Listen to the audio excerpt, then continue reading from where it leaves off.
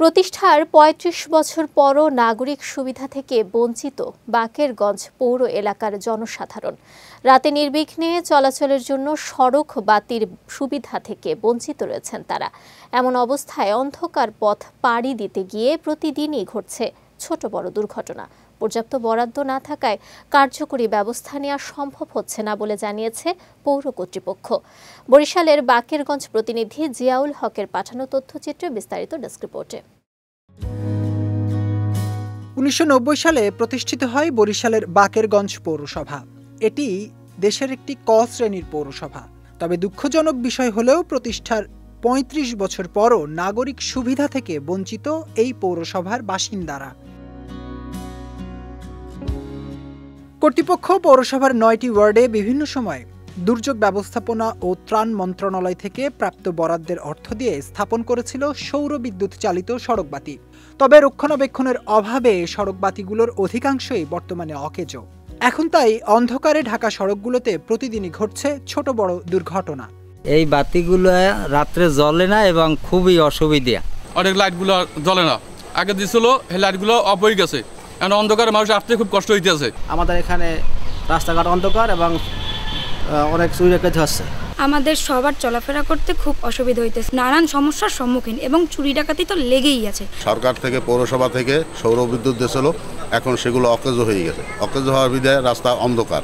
এছাড়া অন্ধকার থাকায় বিভিন্ন রকম অপরাধ সহ মাদকের দৈরত্ব তৈরি হয় পুরো পৌর এলাকা জুড়ে। এমন অবস্থায় দ্রুত সময়ের মধ্যে সড়ক বাতিগুলো মেরামতের দাবি জানিয়েছেন পৌরবাসী। রাত্রে আমাদের চলাফেরার জন্য অনেক সমস্যা, চুরি ডাকাতি ছিনতাই এবং নেশা দ্রব্য অনেক কিছু রোডের ভিতরে চলাফেরা করে। রাত্রেবেলা এদিকে পোলাপানে গাঁজা মদ খায়, নেশা করে, আন্দার দেখে চোর ডাকাত বাড়ির ভিতরে ঢুকে যায়। এইটার ব্যবস্থা সরকার দানো নেয়। চুরি ডাকাতিও বেড়ে গেছে। আমাদের দাবি আমাদের লাইট দুইটা ঠিক করে দাও। বর্তমান যিনি পৌর প্রশাসক আছে ইওনো, উনি একাধারে ইওনো, এমপি, উপজেলা চেয়ারম্যান, পৌর মেয়র সবই উনি। কাজে ওনার কাছে আমি বিনীত অনুরোধ করব যাতে বাকেরগঞ্জ পৌরসভার বিভিন্ন সড়কে সড়কবাতি দিয়ে আমাদের এই পৌরবাসীর দুর্দশা লাঘব করে।